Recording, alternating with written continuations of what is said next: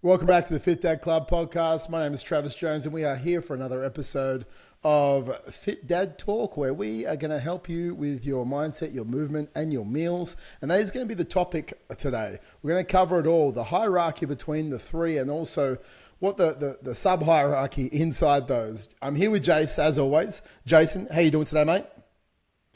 Good. Just if you hear me coughing or sniffling, we're just dealing with a little, I don't know, she doesn't go to daycare, but Amy somehow just gets sick randomly, and then she starts with a hacking cough.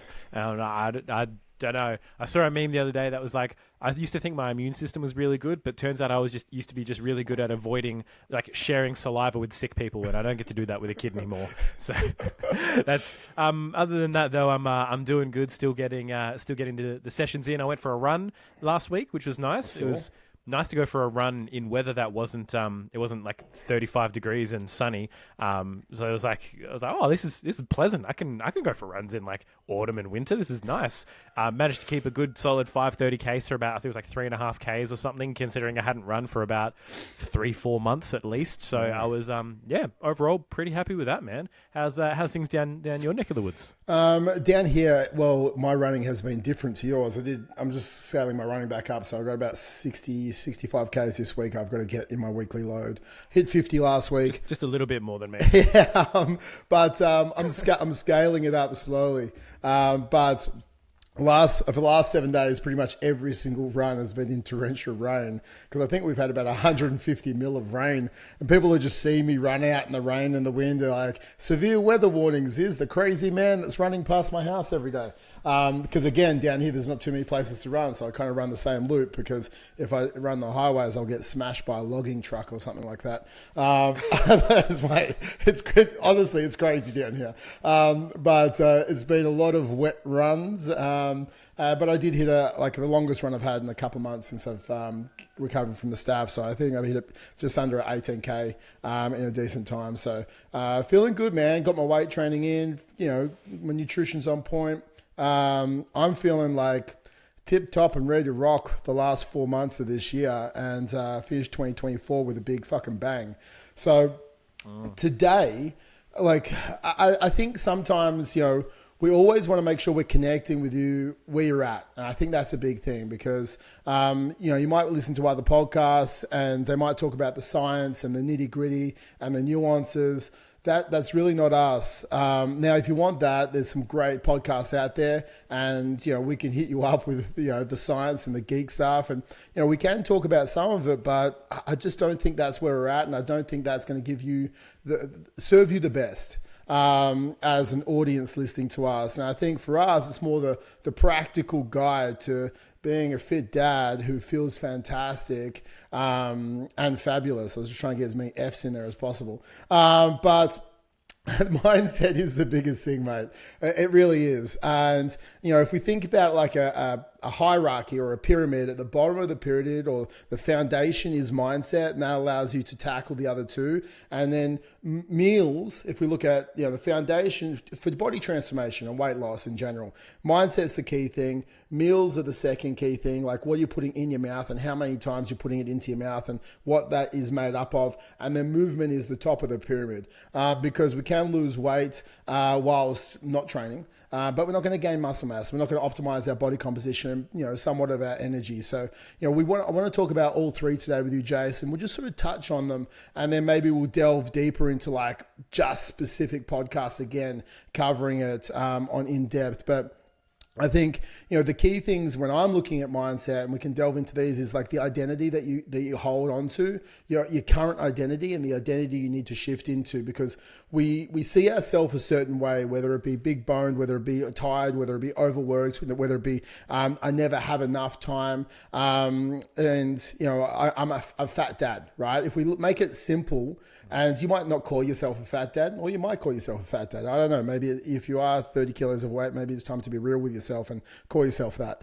But when we're looking at it, there's to make it simple and binary, it's like a fat dad and a fit dad. And there's two different identities, because fat dad has a certain type of behaviors and then a certain type of outcomes are under that. And then Fit Dad has a certain type of behaviors and a certain type of outcome are under that. And the outcome being like a surplus of energy, a confidence that they feel fantastic about. They can run after their kids. They can play with their kids nonstop. They, they feel attractive and like their wife's attracted to them. They just feel fantastic. And that's what we want everyone to feel. But to have those outcomes, we need a behavior set where we don't rely on motivation. We rely on discipline. We don't rely on that sort of motivation to get us doing the right things. We, have that self-respect and self-integrity that we have like a do what you said you're going to do mindset. I think it's like there's the character traits that then, underpin you're actually performing the behaviors of the training, essentially the movement and the meals. And I think it's really crucial for us to understand what identity I currently have and what identity I need to do or need to be. And it's like there's a line in the sand and you just need to step into that new version of you. I think also like, we're scripting a superhero. Essentially, or the future you is what I talked about last week on a podcast. If we cascade out 5 years from now and you look at you close your eyes and you're like, you got, maybe you have some abs, like fuck, everyone have abs. Let's just close your eyes and picture yourself with abs. Everyone has abs. You feel strong, you feel fit, you're chasing after your kids. They're 5 years older. Maybe you're running with your kids, you're training with your kids. Maybe you're the ball boy or the water boy whilst they're playing their sport because you have the energy to do that. Like you get home, you feel fantastic about yourself so you don't get grumpy and there's no, angst with your wife and they're like, you go and fuck her at night because you feel great and she thinks you're a sexy beast. I don't know. Whatever it is, like project out there 5 years from now and like see that version of you and like, then just like go, what do they do and how do they act? And then we need to attach. Like we need to bridge the gap between, okay, they are there and that's what they're doing and that's what they look like and that's how they feel. And, that they do the workout, whether it be a 20-minute workout, they do it because that's just who they are because they love working out. Now, you right now might think working out sucks and you hate it, but them, they don't. It's a part of their life. They love it. So it's like, okay, that's what they do. They do it even if they don't want to feel like it. Maybe they don't drink beers too much because, they feel bad the next day. Maybe they even if they don't press snooze on their alarm, like what's the behaviors? And it's like, okay, they do all this stuff and they've got the life that I want. And this is the character I'm scripting out. Like script a character because that's all life is, right? You're writing your story and I want you to write the best story. I don't want you to write some shit story. Oh, 5 years from now, I'm 30 kilos overweight. I can't get off my ass and I feel like shit. That sounds like a shit book, right? Like write a good book and write an attractive character. And you're like, man, like you might be, like every hero's journey, they have to overcome something to make it a really good book. And maybe at the moment you're overcoming this health thing and you want to lose weight so you can come over the other side of the hero's journey. You're scripting this fucking out, right? Get excited about who you are, about the picture you're painting, the script that you're writing, because it is a script, right? And in 5 years you get that. And then I want you to go, okay, if they're doing that now, they were doing that then, I can do that now. And I will assume the character that I am now playing, and then I will have that identity. And over time, yes, right now you have to consciously think about it. You need to choose with intention, and you have to think and like script out your day to make sure you're there. But in time, that will just be your day. And you won't have to script it out because you're not trying to change anymore. It's just who you are. I think identity and like scripting it out and like some form of visualization, I think it's so powerful, mate.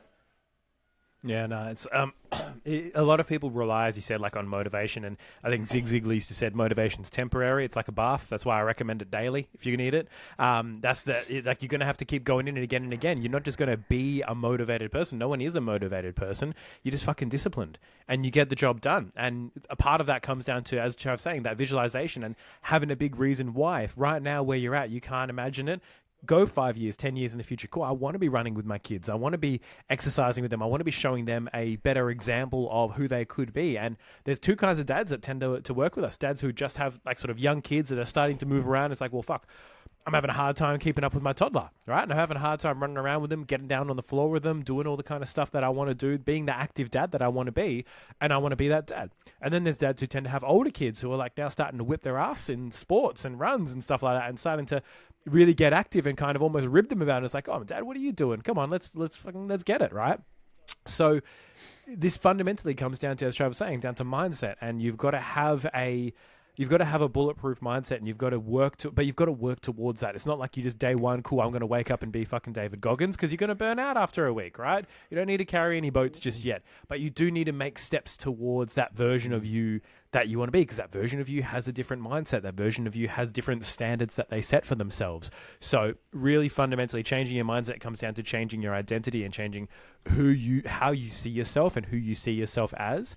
And it comes down to, like, you've really got to start to focus a lot more on the positive, because a lot of us will look in the mirror and the negative motivation is there, and it's important to get people out of a stuck state. Like, you've got to, sometimes you look at yourself and you've got to go, fuck, I feel fat, I feel sluggish, I feel like a piece of shit. I've been feeling that the last couple of days. I've probably only put on like maybe 3 or 4 kilos from when I stopped training properly from my back injury in like May, right? And since then, I haven't been tracking my food. I've been keeping touch on my weight. I've been focusing on my rehab movements. I'm trying not to go into a deficit too much, because I am focused more on rehab, and I don't want to like go into these sessions where I'm trying to sort of train my back in a deprived state and, you know, have low energy and fucking tweak myself again. But like, by sort of keeping in touch with what my with what my goal is and what my sort of end outcome is, I'm only a couple of kilos up, but I've still got that little negative momentum of like, oh fuck, you're feeling a bit fat. It's good for that initial push, but you've got to have that bigger push behind it of, this is the end outcome that I really want to have. This is the final thing that I really want to achieve. So it comes down to, as Trav was saying, you want to be the hero. You want to be that superhero, right? I was even chatting to one of my dad's Pato the other day, and he was like, when you've got little kids and, you come home from work, it's like Superman's just walked through the door. That's how they feel. And it's like, you want to fucking live up to that as much as you can. You want to be the hero. And as Trav was saying, not be the victim. Not be the victim to your, and there's a principle around this called being at cause or being at effect, right? It's like you're either choosing and being at cause in your life and saying, cool, everything that has happened right now is a result of the choices I have made, or you're at effect and you're like, oh no, I'm just at effect of the world. The world is happening, and I'm just a fucking, a camper van being thrown around in the tornado. I'm just like, oh, wherever the wind blows, that's where I'm going. No, you have more control than you think. And you have to approach your life with that mentality of, I am in control of everything. I have the choice here. I am at cause of everything. So how can I cause better things to be happening for me in my life? And it really comes down to, for me, like the quality of the questions that you're asking yourself. We've talked about this a lot, but asking yourself better questions, being more positively focused. Instead of why can't I make it happen? How can I make it happen? Instead of why am I so busy all the time? Or how can I make some more time? How can I free up some more time? How can I free up some more money? Whatever it is, ask yourself those questions and you'll get those answers if you want it bad enough. But it comes back to really, like, from an overarching perspective, really changing your mindset. 100%, mate. And I think, like you said, you can't control the wind, but you can control the sails, right? And the direction you're going. I think that's the biggest thing. Like, randomness will happen, but we get to choose how we, approach that. I think that is the biggest thing. And a lot of people don't choose how they approach it, or they feel like they can't choose how they approach it. And it's like, man, you have one life, guys. One life, right? And a lot of us are going out there as if we're living two, wasting too many days and wasting too many moments, man. Like, kids are here for, like, maybe they'll be with you for 18 years inside your house. Maybe they'll be longer. Maybe they'll be less. 28 years with the current price of real estate. 100%. But like, every moment is so like fleeting with our kids. And I would hate for me personally, not to feel the best version of me, so then I can be with them in every one of those moments as my best self. So I can truly get the best out of those moments as well. I think the stories you say to yourself and the words that you choose are probably the biggest things, again, with mindset as well. So, we want identity. We want to own our situation so we can move forward. If we're a victim, we want to be the hero of our story, not the victim. We can't justify or blame or make excuses for where you're at. If you're overweight and you're under energized, like, I did this to me, and because I did this, I can undo this. And I think it's like accountability, responsibility, and ownership, and that will move you forward. Like that is a key cornerstone decision, right?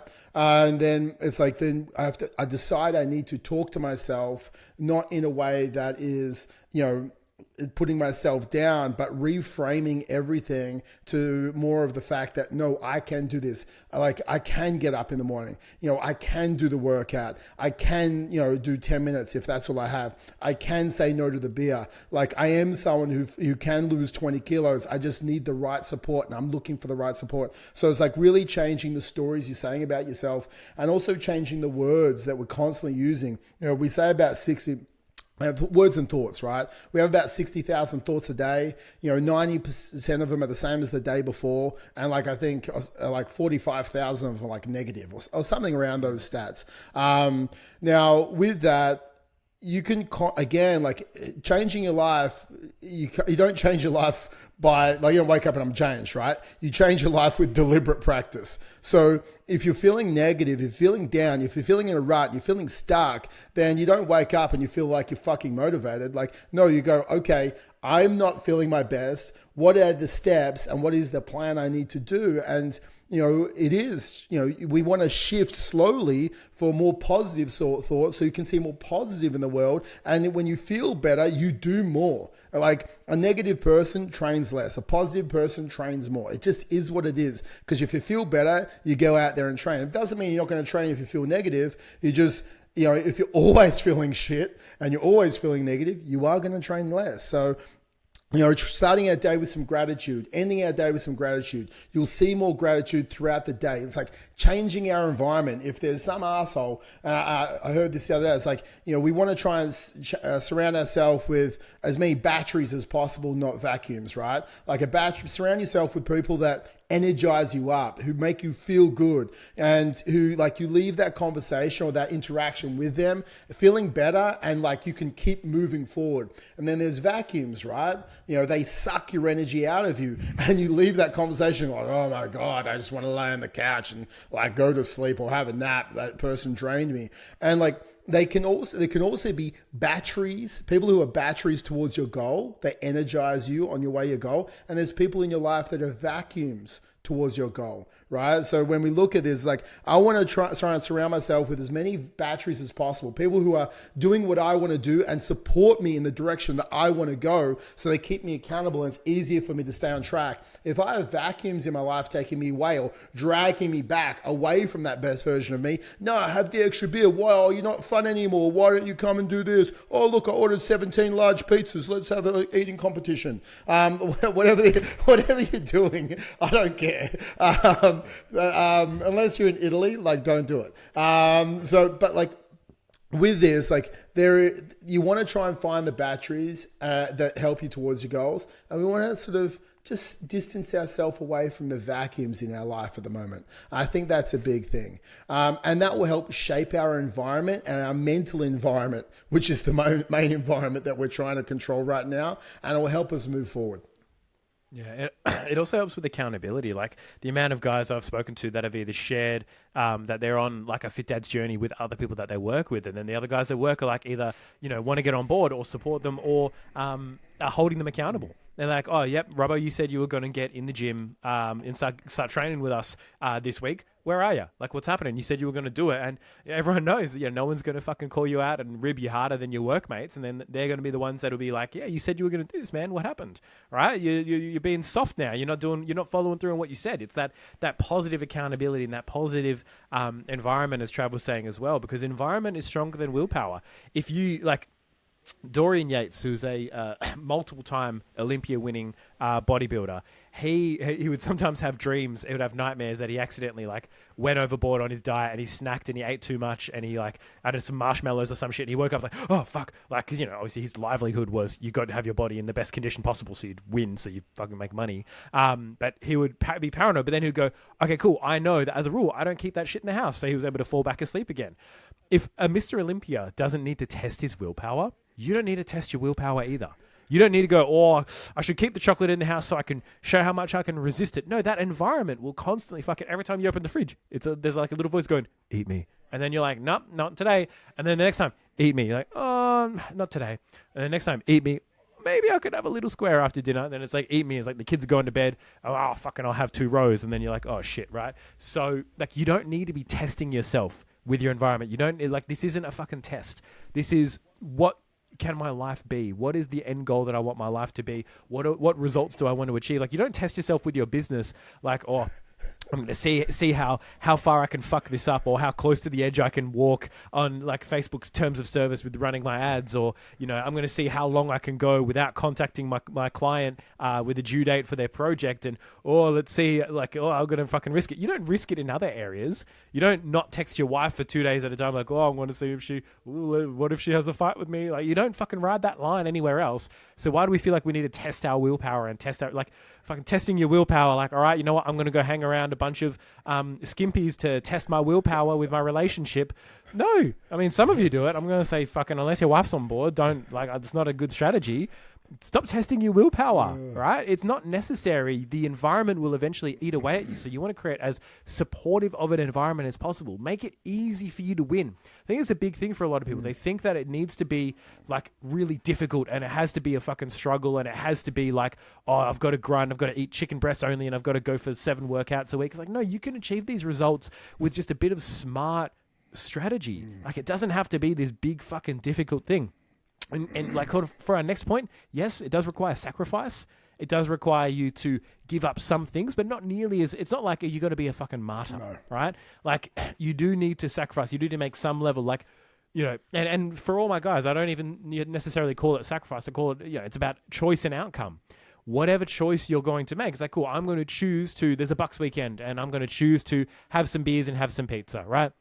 And as a result, I know the outcome of that is I'm probably going to be a bit heavier. So what can I do? I still want to stay on track? Yes. Okay. So I'm going to take 200 calories off a couple of days before and a day or two after to make up for the fact that I'm going to be overeating. Or I'm going to try and fit it in. All right. If I fit in, you know, 3 slices of pizza and 2 beers, and I have like a really lean breakfast, like Greek yogurt and berries and protein powder, and have chicken and salad for lunch, I can make that work. The outcome is I'm probably going to be really fucking hungry on the evening. So there's a risk that I might end up with the beers overeating. But it's like, if I can cap it there, I know I'm going to be a bit hungry, but I'm that committed that I'm okay to make that goal. But that is a sacrifice, right?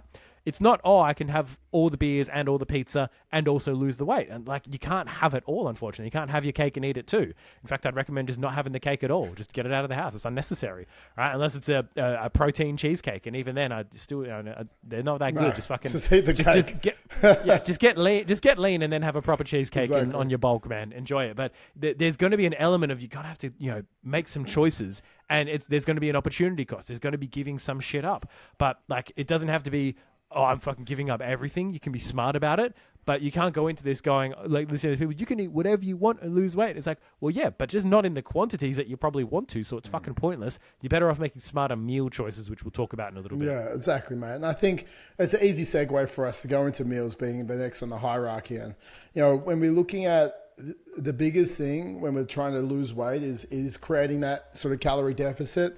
But to do that, it's really just about our meal choices. You know, there's no meals that are, you know, off limits or on limits. But if we want to stay, because what I think about is this: if I'm trying to lose weight, if I'm trying to, you know, get lean and feel great, I want to have meals that keep me full.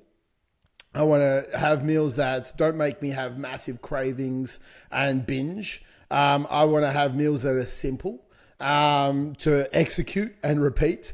And I want to have meals that the family can enjoy, so I don't feel like I'm sitting in the corner by myself. And I think, you know, with that, that's the cornerstone of what we look at with our meals. So it's like simple, calorie deficit, fill me up, get my protein content so I can sort of get some muscle mass, and family friendly, so everyone can eat together. And I think that's what our meals and our meal plans need to look like, and your personalized meal plan for the week. And it's easy to shop, and I think that's the structure I would look at.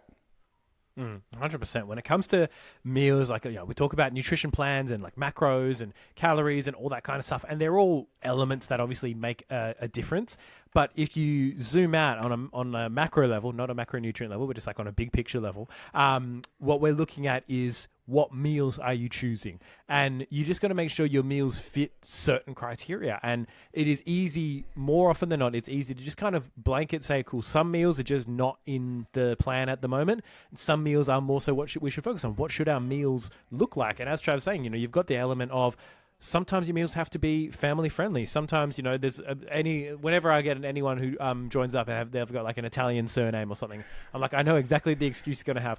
Oh, but their family, we have these big meals and, Nonna cooks up these big fucking batches of pasta and she just feeds me. And it's like, fucking be a man. Tell your mum, no, I'm getting shredded. I'm not going to be a fat piece of shit. I'm not going to, and then if you want to talk, I'm not going to be like dad. I'm not going to have this big pot belly at the end of the table fucking smashing the pasta. I'm going to be in, like, you got to, look, I don't have an Italian grandmother, so I'm not going to be, I don't know what standing up to them is like. You might cop a wooden spoon to the back of the head. You tell me if I'm wrong or not, but, yeah, there are going to be those elements and those things, but you've got to start to learn and understand what comprises of a meal. What are the elements of a meal that make it acceptable and make it something that will move you forward, and what are the elements of a meal that don't work? And then you focus, rather than going, and it makes it a lot easier rather than just trying to freeballing everything, to try, okay, cool, I know what my meals are. For lunches, I'm going to have fucking rolls, wraps, sandwiches. It's the easiest, the default win. Like, here's your hack for lunches, right? Get a Woolies cook chook, right? If you want to be extra lean, you can take the skin off and feed it to the dogs or whatever. Shred up the rest of the meat. Save the bones for stock if you've got enough freezer space and you're bougie like me and you want to make a chicken soup out of it. If not, you can chuck them out. And then you've got like shredded, probably like a kilo-ish of chicken, maybe a bit less depending on how little the chickens are. But there you've got a shit ton of chicken, 200 grams each chicken. That gives you 5 rolls of 5 sandwiches. That'll give you about 40 grams of protein per meal. Really, really good from a protein to calorie perspective. Put that between, a bit of light cheese, bit of salad, between 2 pieces of bread or in a roll.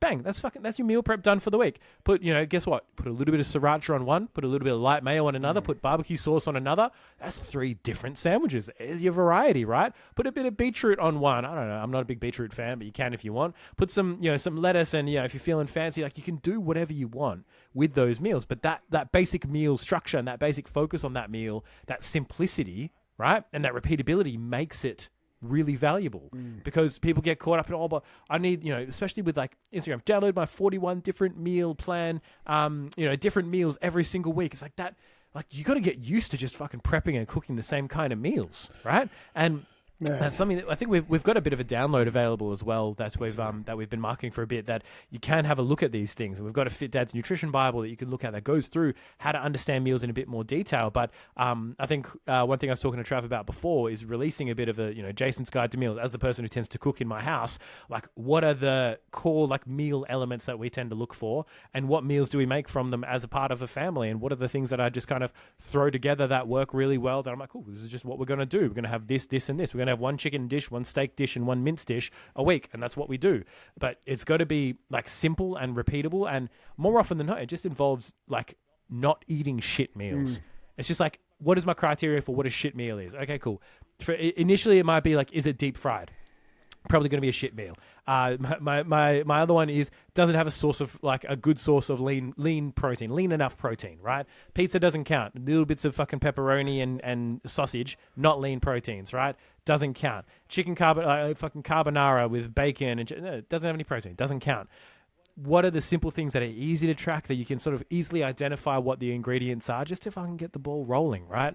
Like meals don't need to be complicated. They don't need to be crazy. They need to be simple. They need to be something that you can repeat, and you need to be okay with having them kind of over and over again, because that's what you're going to be doing. Not every meal needs to be this big grand experience. At the same time, like even if you're eating shit, like and not the best meals, you're normally repeating not the best meals over and over again anyway. So instead, you just need to start repeating better meals over and over again. It's like Jay said, like it's like better sandwiches and wraps at lunchtime. Take them yourself, have a piece of fruit with it. You're probably going to be under 500 calories for your lunch, and it's simple as hell. Like for your breakfast, go a hot breakfast or a cold breakfast. I do these egg omelets with some eggs and some egg whites and some ham. And like you can have that with some avocado. If you've got some carbs, you can have a piece of toast with it as well. And that's my I've got time to cook breakfast. And maybe if you don't have time to cook, it's like 200 grams of a high protein yogurt, throw some berries in there, and like a scoop of protein powder. And that's your quick option. It takes like 2 minutes to prepare. Both of them taste nice. One's quick, one's slow. Hey, this is what I eat for breakfast from now on until I lose 30 kilos, right? And then you got a snack. It could be, have a shake, man. Just have a shake. Like, as simple as that. It's super easy. You don't have to complain. Just have a shake in the afternoon to get an extra 30 grams of protein. And what are the dinners that we like as a family? Make sure you've got a lean protein, as Jay said. You've got a couple of fists of vegetables, and you've got like a cupped hand of carbs or so. And it's like carbs, making sure that, we've got potato or sweet potato or rice, a little bit more dense if it's rice. And then just add different sauces or different spices to your meat. And all of a sudden, and cook it different ways. We can grill it. We can slow cook it. We can air fry it. And just all of a sudden, we've got so many different options. But okay, Monday night is air fried teriyaki chicken with, baked potato with like a baked potato and 2 cups of broccoli. Wow. Tuesday night is grilled salmon with like 125 grams of rice or a cup of rice and some bok choy, right? Steamed bok choy. It's like, man, guys, it's simple, right? Simple meals that are repeatable. I don't want you to making like some 17 layer lasagna that you can't even understand the ingredients in it. Like, it's not about hard meals that are hard to track. It's simple meals that are effective, that are fun, that the family eats. And I think that's the biggest thing. And it doesn't mean you can't eat things. Guys, kids like burritos, make burritos one night. Kids like nachos, make nachos one night. Your nachos might be just slightly less corn chips. Kids like pizza, you can make your own pizza one night. It's simple. Like, you just have chicken breast on your pizza from the Coles Woolies chicken that you have that Jay's told you to buy before. It doesn't have to be hard and it doesn't have to be boring, but it needs to be simple and effective and repeatable. Simple, effective, repeatable. Like, those are the 3 key elements. Because you know what? Your wife's not going to go, your diet sucks, or you're eating separate from the family, I don't like this, and tell you that she doesn't want you to do it. She needs to go, oh, this is tasty, this is interesting, I might try this. If she's cooking, or if you're cooking, she'll be like, hey, I wish you had these types of meals earlier because these fucking taste great. And you've lost 20 kilos. Do you want to go to the bedroom once the boys are asleep? Like, you never know what's going to happen if you start eating better meals. So, and they just have to be easy to track, guys. I think that's the biggest stuff that I wanted to talk about meals today, guys. Is anything else, Jace, for you? I think the biggest thing is just as with all people, it's just having a plan for your meals, not a meal plan, but a plan for your meals, and like plans for if shit goes and hits the fan. Like, for me, my backup lunch, because I work from home, that if I ever all right, shit, I haven't got leftovers, or I don't feel like I haven't got anything, any like yogurt or whatever, because I usually have yogurt, protein, Nutri-Grain, berries for breakfast. That's like my standard breakfast that I have pretty much every single day. If I haven't got something like that available, or I'm having something and I'm like a little bit hungry, I'll have like eggs on toast with some kind of lean meat, or I'll have whatever leftovers we have. But it's like, at the very minimum, it's like, cool, couple eggs, bit of lean meat on toast, or like that'll be my standard lunch. And then we'll have for dinners, we plan it out. We do a Woolworths shop at the start of the week, and we go through and go, all right, well, I want to cook as little as possible, because I want to give when I finish work, I want to spend an hour cooking every night. I'd rather spend half an hour to 40 minutes cooking every other night, so that then I can spend more time with Imi when I get off, and it's not like, fuck, I've got to be in the kitchen and I've got to, put the burden of parenting on, mum, who's been sitting there playing Barbie dolls for, 15 hours now, has to keep going for a little bit more. And you can see just the cogs are turning in her head. But I want to be able to, cook and prep something that gives me, leftovers for the next day, so I don't have to cook. So we planned it out. I was like, cool, this meal, I'll do this enough for 2 nights. Is it a meal that's easy enough to do for 2 nights? Like, doing steak and salad for 2 nights is not really one that preps very well. But if I was doing like a bolognese, you could easily do that for 2 nights. And it's all about the easy ways and the simple ways to do those things. But planning ahead and going, what does my week look like? All right, we're off. Because we'll do that. We'll go, all right, fuck, you're going out for dinner on Tuesday. I'm going out for dinner on Wednesday. So we've got to be aware that those 2 things are going to happen. Will we have enough meals for those things? All right, cool, we'll make that work. What days am I working late and I won't be able to cook? What do we need? Do we need something easy? Do we need a freezer meal that we can just pop in and microwave? Or do we need something that's a lot simpler and quicker to come together? Like, the more you can. And even as you go through this, like obviously we've got recipes within the app that we use, some of our Fit Dad's recipes, we've got some guides and that kind of stuff. But the biggest thing is just knowing, well, what kind of meals do we like to eat? Plan ahead of time. Even if you're writing them down in like a little, our family recipes thing, I've had to start doing that because we made so much random things over the years. Like, oh yeah, I remember I made this mince dish with mee goreng noodles that Lauren really liked. So we're going to have that. Like, just prepare your week. Right, take 20 minutes at the start of the week to either order the food or shop for the food and go, rather than going into the fucking shops going, oh, what are we going to have today? Like, oh, I wonder. It's like, have a fucking list. No, all right, I'm going to be making, this, butter chicken. So I'm going to get a jar butter chicken sauce. I don't care if it's a jar sauce, whatever, with some chicken breast, and we're going to have some rice, and we're going to have some vegetables with it. Cool. That's it. That's what I'm going to do.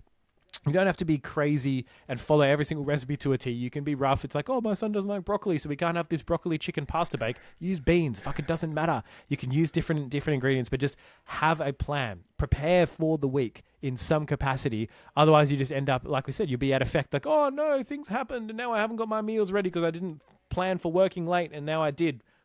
You could have fucking prepared for that, but you didn't. And that's why you're behind the 8 ball. Exactly. And the last of the hierarchy is movement, guys. And I think, the cornerstone of movement is just actually getting out there and getting some steps in. When we look at the calories burned in our steps, our daily movement, can be between 10 to 15% of total calories. If we look at calories burned in your total daily calorie expenditure in a training session, is between 4 to 6% of your total daily calories. So by just walking more and getting some steps in and having a daily step goal that you're going to hit, you'll burn more calories than actually doing a training session. So steps are the most crucial thing. And inside those steps, having a minimum standard, a lower limit and an upper limit. If that means you have to walk around your house a couple of times at the end of the night, man, to hit your lower limit, that's what you got to do, because you got standards. Right? The reason why you're 20 kilos overweight is you had a lack of standards. To lose the 20 kilos, you're going to create standards. And all of a sudden we start hitting them. And then we slowly increase or raise our standards. So we want a minimum standards with our steps. We want to have a minimum standards the amount of times we work out each week. And working out, it doesn't have to be some hour and a half thing. It can be a 7-minute thing, a 14-minute thing, a 28-minute thing. Remember, 28 minutes is 2% of your day, right? If you train 28 minutes every day, that's 2% of your week. Can you dedicate 2% of your week to your health with movement? I think you can. Oh, I'm busy. No, I think you can. I think you can prioritize to wake up 14 minutes earlier or go to bed 14 minutes later, or do a 14-minute workout on your lunch break and do 14 minutes in the morning, just roll your legs over on a bike, like 28 minutes a day. Like, I think if you can do that, then you're actually making your health a priority. We all have the same amount of hours in the day. And yeah, some people are busier than others, but also everyone's busy. Every single one of us. If you found another half an hour, you will find another half hour. If there was 25 hours in a day, all of a sudden you'll find 25 hours of shit to do, right? Like every single person.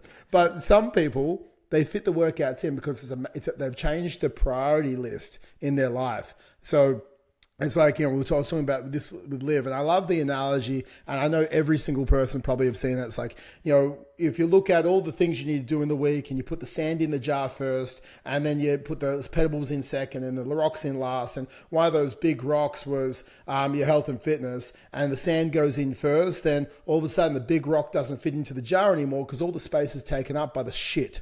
Right? But the key thing is to structure and prioritize your life. So the big rocks, maybe reading to your kids or spending time with sporting activities and your health and your work. Big rocks going first. And all the cracks around the movement, like the 15 minutes here and the 15 minutes there, like that's where the shit will fill in. The sand and the pebbles will fill in around your big rocks, guys. Trust me. It's just you have to prioritize it. So I think prioritization to make sure you get it done, and prioritization with a minimum standard, because 1 is greater than 0. A 14-minute workout is always better than 0-minute workout. So 1 is greater than 0. Remember that, right? Like if you do 14 minutes and you do like 10 burpees a minute for 14 minutes, like that's a fucked up workout. Right? Like you would be sweating your ass off. You'd be like, oh my gosh. Or if you do like every minute on the minute and alternate. Minute 1, you do 20 squats. Minute 2, you do 20 push-ups. Back, forth. Man, like that's 140 squats, 140 sit-ups in 14 minutes. Guys, that is a workout. Like, it doesn't have to be the most elaborate plan. It needs to be an executable plan. I think this is where you're getting misguided with the latest bro split or the 90-minute thing, or I have to drive 30 minutes to the gym, then I go train for an hour, then I drive 30 minutes back. I don't have 2 hours. It's like, dude, you got a fucking living room. Let's get our shit together and get it done, because, you know, that means we can move forward. Yeah, 100%. And the amount of conversations I've had to have with guys where it's like, you don't need the perfect plan. Like, unless you're you're not a fucking bodybuilder. You're not like, oh, but how do I train my brachialis so that my bicep pumps that little bit more? You just go for a fucking run. Like, one of my guys, I was chatting to him, and he's like, look, I've got these things. And look, at the end of the day, I've got a pavement. I go outside, I've got a road, and I've got a pavement that I can run on. All right. I love your attitude, because guess what? Whenever I'm strapped and I'm like, cool, I want to get something in, but I don't know what I can get in today, or if I'm going to the gym, maybe my back's a bit sore, or I'm just like a little bit tired, or just the time of going to the gym or from the gym, I'm just like, no, I'm just gonna, if I can't run for 5Ks for half an hour, I've only got 15 minutes, I'll fucking run faster, right? I'll do a nice interval or whatever I can do just to get the job done, to get something in. And as I was saying, do like a lap around the block, do push-ups to failure, do lap around the block, do fucking sit-ups to failure. Like, there's so many options. Guys, so many things it's movement. It's movement. We just want to get movement in. Yeah. It doesn't need to be it doesn't need a certain number of sets or a certain amount of training. You just got to fucking move, right? Like, one thing that we'll do a lot is, play with your fucking kids, right? We'll, when we go to the park, often we'll do this game where Imi will like run and chase me, and I'll run backwards and she has to try and chase me. Then I'll stop, and then I'll like pick her up and basically do a big kettlebell swing with her and like throw her up a couple times. 3 sets of that. And I don't call it sets to her, but one more set, Amy. Go. Go. Shoulders are. I'm tired, Dad. I'm tired. I can't do anymore. I said one more set. I'm trying to get failure. Yeah, come on. I haven't hit my fatigue point yet. If I hit failure, Amy, you'll know, because I won't be able to catch her. But my shoulders get fucking sore after that. Like my chest today. Yesterday, I did I was doing my mobility work, and I went and did. Just as an add-on at the end of it, I did 3 sets of a superset of incline bench press with incline bench rows. And I just used the same weight, as many as I could, turned around, as many as I could, did that 3 times. That's not very many sets. But my chest is really fucking sore today. And it was something. It was movement. It didn't have to be the most convoluted, crazy thing in the world. You've just got to get started with something. And for most people, you just got to get started with some fucking walking. Walking. And then guess what? If walking doesn't cut it anymore, increase the walk to a jog. Increase the jog to a run. All of a sudden, you're a fucking runner, right? And you're doing your 5K with your family, and it's a great bonding experience. But you've got to have a minimum standards for your body. You've got to be willing to just kind of do something, even though it's not perfect, just to get something in, because something is so much like infinitely better than nothing. The first like 10 minutes of exercise that you do is going to be the most infinitely beneficial compared to the next 30 minutes that you add on from there. Going from 0 to 10 gets you so many more health benefits and so many more physique benefits than going from 10 to 30. Like that, even though it's twice as much, it's 3 times the length of the training session. Because you're going from nothing to something, that benefit is fucking enormous. So you've just got to make the commitment to start, even though it's not perfect. Exactly, mate. And I think, like, for those who are smashing it out in the gym and you have got that done, I think the biggest thing is making sure that we're hitting our full body at least once a week, right? So whether it be full body 3 times a week with your workout, or a chest a day and a back day and a legs day, but we're getting our full body actually hit. We're training with 4 to 5 sets per muscle group, so it's like we want to try and push like getting through it, and 3 exercises per muscle group as well. So 4 to 5 sets, 3 to 5 exercises. So getting a good like 12 to 15 sets per muscle group per week. And when you're lifting, anywhere between 8 to 30 reps. Right, it's a big rep range, guys. But like if I normally would stick between like sort of like an 8 to 15, and you sort of you're lifting within 2 reps from failure. So that means like you have, you're lifting it and you stop within 1 to 2 reps from you dropping the dumbbell on your head. And that's the sweet spot, right? So that is like the more specific side of things that I would say like maybe 20% of the people out there are doing, that need to be doing. And the other 80% is like, man, let's just get out there and move. Let's enjoy it. Let's like go for a run, swing some kettlebells, like follow like a 25-minute EMOM, like, just get some fun, get some fitness in, push yourself. So, you can feel that your lungs working hard, your legs are feeling heavy, your chest is feeling sore. You're like, fuck yeah, I feel good again. I feel alive. Like you actually feel alive. You're like, that was tough. And because I did that tough thing, I can do the next tough thing. It's like do some tough shit, right? That makes you go, yeah, man, like I do tough stuff. And because of that, I'm getting stronger, I'm getting fitter, I'm getting faster, and I can keep up with my kids. And that's movement, guys. I think that's the pillars we want to talk about today. Mindset, meals, and movement. Like that is the cornerstone of being the fit dad and becoming the best version of you. If you want help and you want to close the gap between where you are and where you want to be, from fat dad to fit dad to becoming the best version of you, and you can visualize yourself over that next 5 years, and we can help you over the next 12 to 26 weeks drop the fat and gain the muscle and feel fucking great. Go to fit-dad.club, book in a call. We'll have a chat. We'll see where you are, see what's holding you back, and help you overcome those obstacles together, because that's what a lot of people need. So it's fit-dad.club, and we can help you out. Yeah, 100%. And just bring it back for me. Bring it back to those three: mindset, movement, and meals. And start with the easiest wins. What's the area I can just start to get the most momentum in now? Momentum being the hidden fourth M. And just start with that. Start with where can you get some more momentum, because the better your movement and your meals, obviously that tends to affect your mindset, but it's a bit of a chicken and the egg scenario. You've got to kind of work on a little bit of all of them to start with. You can't just go, oh, I'm going to do the movement, and then all of a sudden my mindset will be fixed. No, you'll still be a negative motherfucker if you don't work on it deliberately, but we can help you do that if that's something that you need to. Otherwise, go back through the podcast. We've got some great podcasts on that, but that's the pillars that we wanted to make sure that you had everything that you needed on to kickstart your Fit Dad journey. And don't forget, leave a comment, rate, review, share it with a friend, guys. That is another week of the Fit Dad Club podcast, and we will be back next week. Catch you later.